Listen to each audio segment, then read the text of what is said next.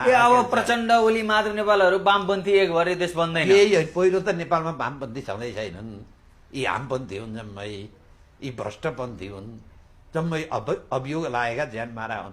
उनको आधार भूमिमै तपाईँको बेस नै नभएपछि अब यहाँ मिल्ने नमिल्ने, अब जनताले यिनीहरूलाई फेरि मिले भनेर के दिन्छन् त, के पनि दिँदैन। उहाँले भनेको कुरा कस्तो लाग्यो त, यिनीहरू वामपन्थी होइनन्, हामपन्थी हुन्, यिनीहरू भ्रष्टाचारी हुन्, दलाल हुन्। उहाँले भनेको एकदमै कुरा सही हो क्या। यिनीहरू वामपन्थी कहिल्यै पनि भएनन् क्या। यी भ्रष्टाचारी, दलाल, हत्यारा होइन। अब हिजो अस्ति भर्खरै फेरि पार्टीको त भएको छ, एउटा 17,000 नेपाली मार्ने मान्छे र एउटा 76 जना युवाहरू, जेन्जी युवाहरूलाई मार्ने हत्याराहरू फेरि एक आपसमा एक भएका रहेछन् होइन।